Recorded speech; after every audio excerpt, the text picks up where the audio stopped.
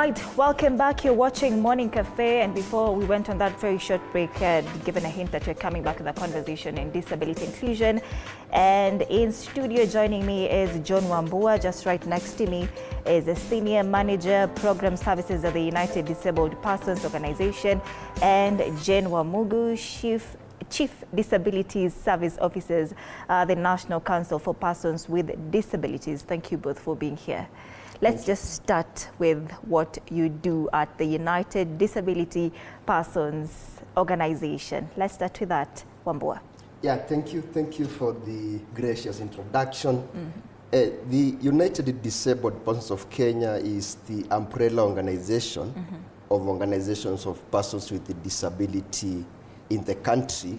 And our main mandate is to advocate for the rights of persons with disabilities, including their effective participation in all spheres of life. That would be about it. Amazing. Yeah. Wamugu, how about the National Council for Persons with Disabilities? I understand that maybe this could be the bigger umbrella for all these other ones. So what do you do at the council level? Thank you very much for the welcome. I'm glad to be here. The National Council for Persons with Disabilities is a government body charged with the responsibility of advocating for the rights of persons with disabilities. In as much as we have the UDPK is an umbrella body of the private organizations that cater for persons with disabilities, but now the National Council is the major organ of the government that is charged with promoting the rights of persons with disabilities. Amazing. Yes. When you talk about disability inclusion, of course this is a conversation that has been had over time.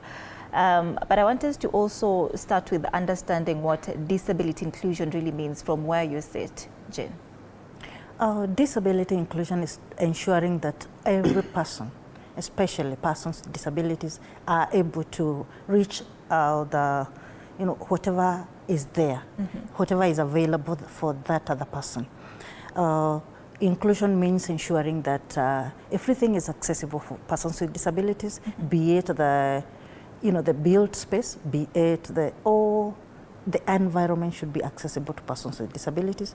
We look at the healthcare, it should be accessible to persons with disabilities. Employment should also be accessible. So inclusion is ensuring that everybody is at par, whether persons with disabilities or persons without disabilities. Nobody should be left behind. Okay. Yeah. Wambugu, from where you sit, would you say that this is being embraced when you're talking about disability inclusion? Are we there yet? I would say that we are not there yet because the core thing about disability inclusion is the removal of barriers. Yeah. The reason why persons with disability are not able to participate in the society on equal basis as other people is because there are barriers in the society. So removal of these barriers to ensure that persons with disability can participate on an equal basis as others, that is what we would call disability inclusion. And as far as we can see now, what we are seeing is there are good efforts towards the removal of barriers, but a lot of work still remains to be done. As my colleague has alluded to, we still have barriers around accessibility. We still have barriers around participation. We still have barriers on, in terms of employment and inclusion in the job market for persons with disabilities. So if the society is able to move to that space whereby the barriers will not be hindering persons with disability from participating, then we can talk about major steps being made towards disability inclusion. You mentioned, of course, specific overlooked aspects, and you talk about maybe infrastructure-wise, decision-making table, you don't have a seat there yet. Yeah. But why do you think this has not received the same attention when you're talking about, when you're looking at other areas of inclusion? What is holding the country back? I think what is holding the country back definitely is more of the will to implement the commitments. Because if you look at the accessibility angle, for example, for persons with disability, we have a Persons with the Disability Act of 2003, which actually is envisioning a situation whereby the new building, they should be built with accessibility anchor. They're envisioning, they're giving power to National Council to issue an adjustment orders to buildings that are not meeting accessibility. Yeah. Just the other day, the Kenya National Bureau of Standards, they released the standards that a person should meet when they are coming up with a new building or new construction. New construction. Again, we have what we're calling the new building code. The new building code is envisioning inclusion of components that will ensure the building and the build environment is accessible for persons with a disability. So ideally, the law is there, but I just think it's more of a, then there's not that will to implement those commitments made through the law, because when you have to budget for these things, you have to budget for implementation of policies. But when we go to budgeting, then this is not being given the priority that it deserves, and that's what creates this implementation gap with what government is promising and committing to do via the laws and policies with the practice. Practice is what we are seeing now. Definitely we are seeing government do it. There's some movements around it. I wouldn't say it's not doing much around it. There's some movements around it, but still, again, as I said, we are yet to get there. We are yet to get there. Wamugu, when we talk about budget, Wambugu here is saying that budget, Wambugu and Wamugu. All right. Wambua.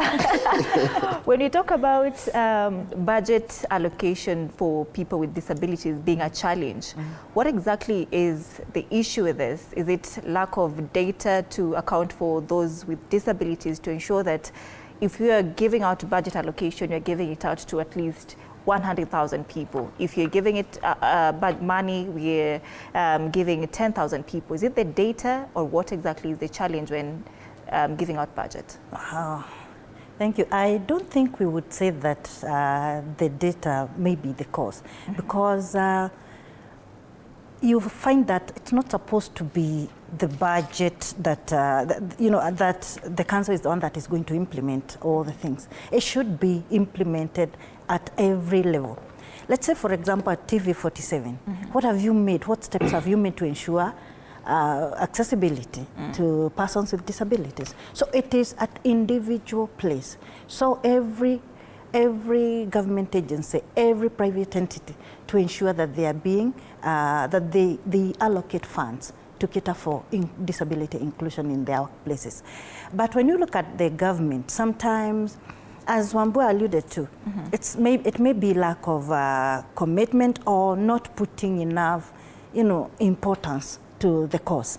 You see, disability has not been viewed as something that should be looked upon. As he has rightly said, right now it's coming up, it's coming along, and we can see some changes that are happening, and that's why we started now kind of bringing to attention to people that things are happening and they need to be done that way. Budget should be allocated at agencies level, every place that you are there, put aside something. But Mr. Wambua talked about the building code. If it was to be implemented as it is, I believe we wouldn't have any problems, because it talks about accessibility for persons with disabilities. And you find that sometimes you don't have to allocate the budget, you just move with what you have, but ensure that you're putting into place the law that is there.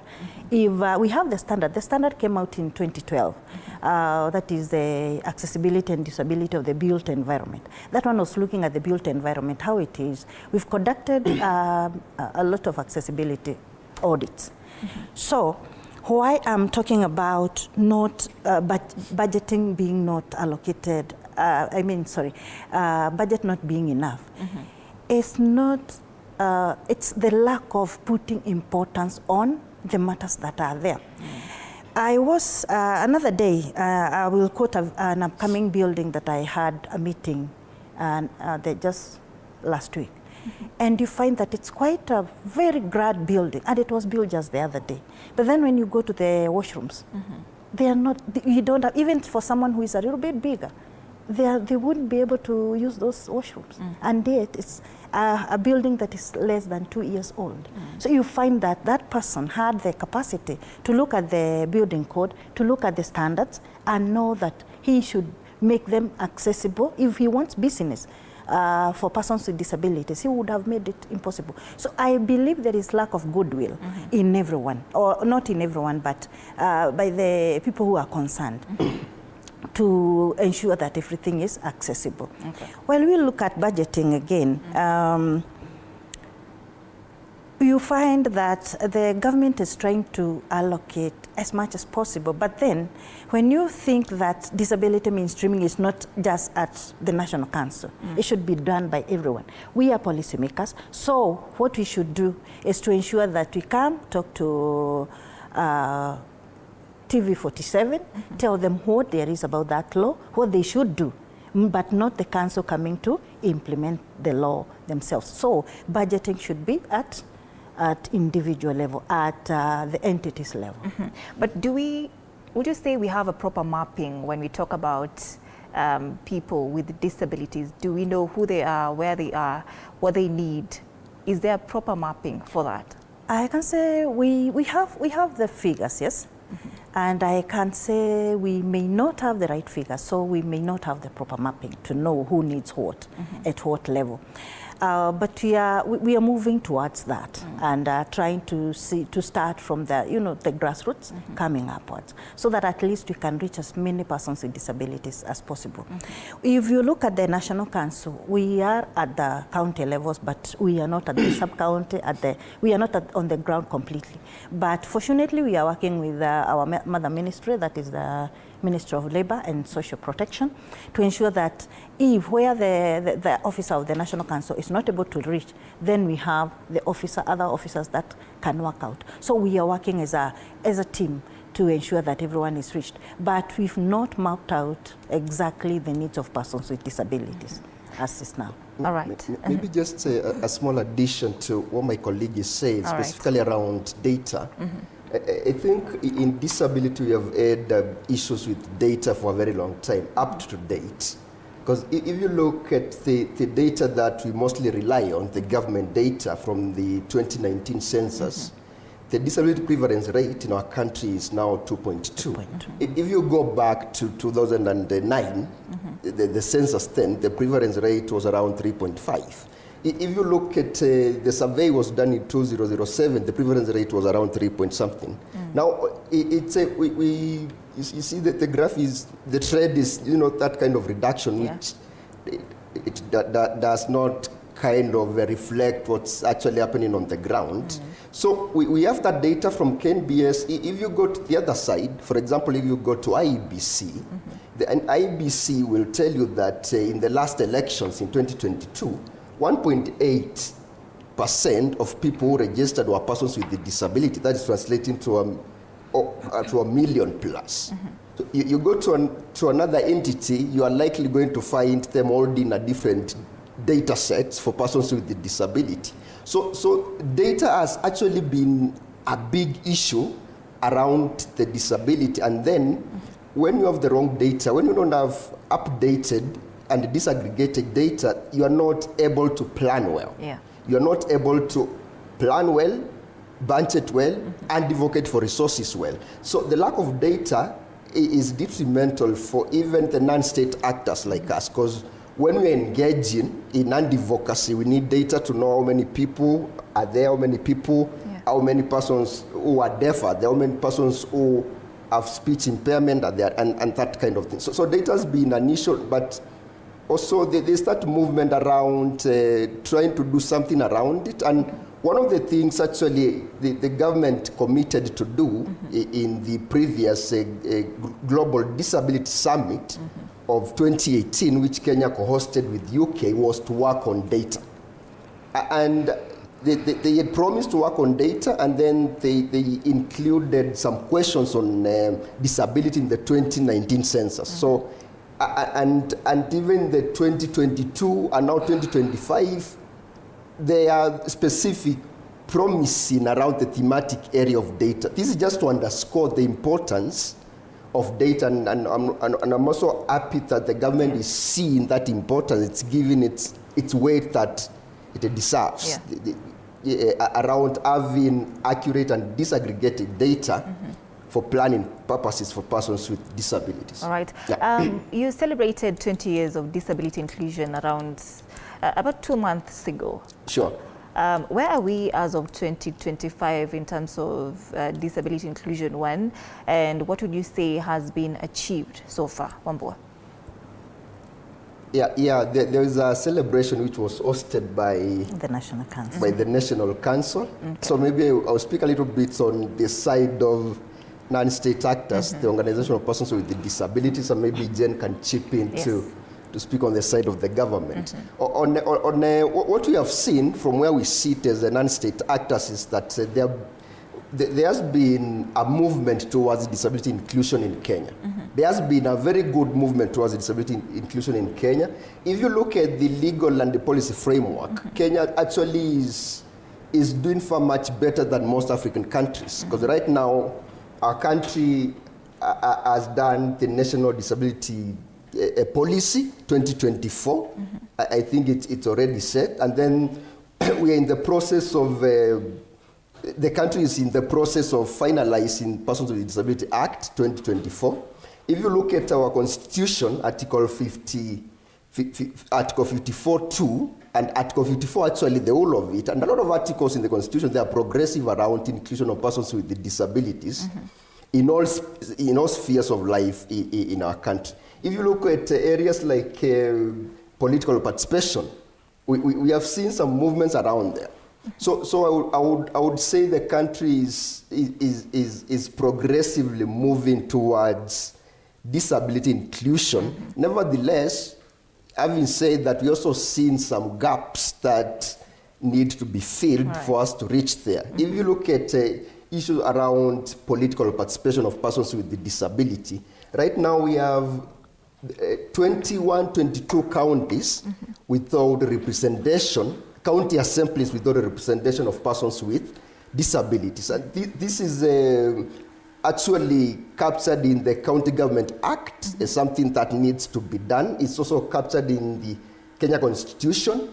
So the lack of representation, you see it is removing persons with the disability from influencing the processes like the budget allocations we were talking about, and also from decision-making processes. In 2017, we had 17 counties without a representation. Now we have 22. You see, they're sort of increasing the number, the lack of representation. So we've seen some good movement on legal and policy framework. That Kenya is doing great on that. Implementation of the legal and policy framework, I think it's where we need to see how to definitely, as non-state actors, to collaborate with the government to complement government meet its commitments. Maybe Jen, you can also chip in on that. 20 years later, what has been achieved in terms of disability inclusion? I'll add on to that what Mr. Wambua has said here. We have very, very good legislations, but then there is that lack of implementation. Now, what the government has done is to ensure that the disability mainstreaming is part and parcel of what the government ministries should be implementing. A few years ago, the disability mainstreaming had been put as part of the performance indicator to ensure that all government ministries are able to, to disability mainstream within their own space. But then a few years later, it was dropped because people are feeling like they are implementing issues that should be implemented by the council. But I should reiterate that implementing disability mainstreaming is done at an agency level. It's not done at the National Council. The National Council should just influence the policy.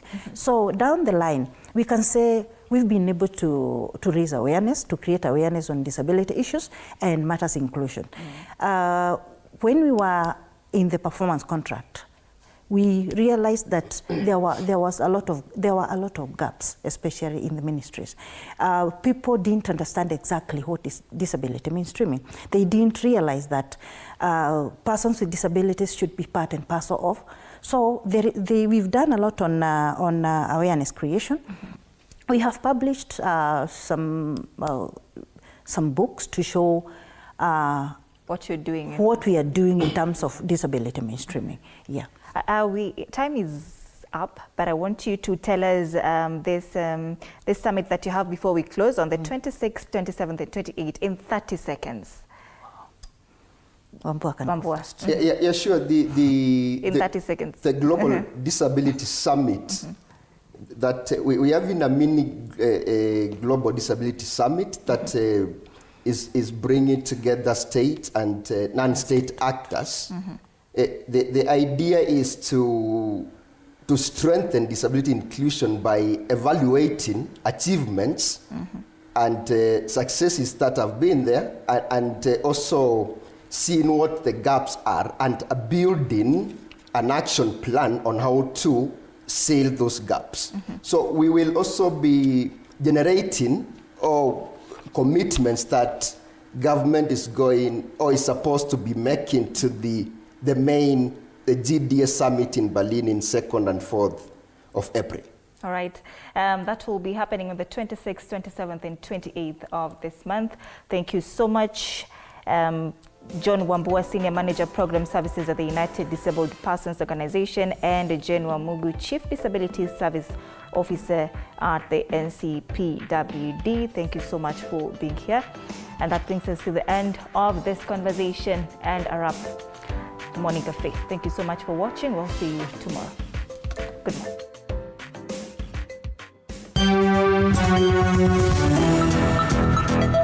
morning.